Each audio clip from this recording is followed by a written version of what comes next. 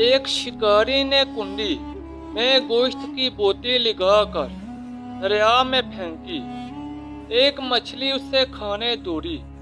वहीं एक बड़ी मछली ने उसे रोका कि उसे मुंह ना लगाना, उसके अंदर एक छुपा हुआ कांटा है जो तुझे नजर नहीं आ रहा। बोती खाते ही वो कांटा तेरे हलक में चुभ जाएगा, जो 1000 कोशिशों के बाद भी नहीं निकलेगा।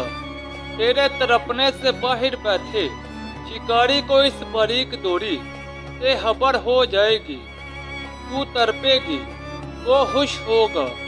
इस बारीक डोर के जरिए तुझे बाहर निकालेगा, छुरी से तेरे टुकड़े करेगा। मिर्च मसाला लगाकर आग पर उबलते तेल में तुझे पकाएगा। 10-10 उंगलियों वाले इंसान 32-32 दांतों से चबा चबा कर तुझे खाएंगे। ये तेरा अंजाम होगा। बड़ी मछली ये कहकर चली गई।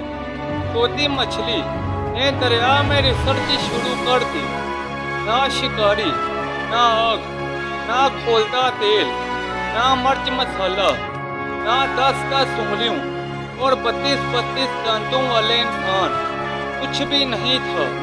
छोटी मछली कहने लगी, ये बड़ी मछली अनपढ़ जाहिल पत्थर के ज़माने की बातें करने वाली, कोई हकीकत नहीं उसकी बातों में।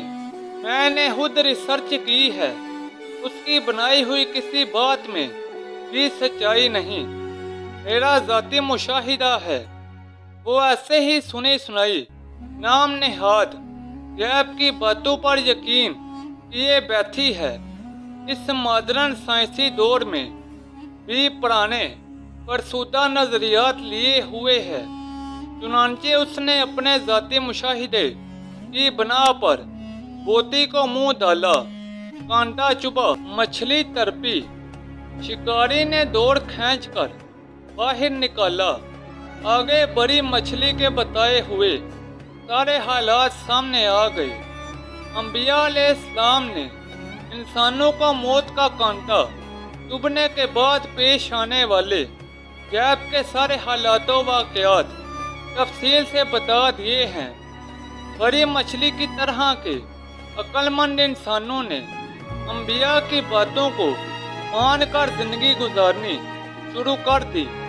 छोटी मछली वाले नजरियात रखने वाले अंबिया का रास्ता छोड़कर अपने ज़ाहरी रिसर्च के रास्ते पर चल रहे हैं। मौत का कांटा चुभने के बाद सारे हालात सामने आ जाएंगे। मछली पानी से बाहर वापस ना गई। इंसान दुनिया से गया, वापस ना आया। बस यही वक्त है।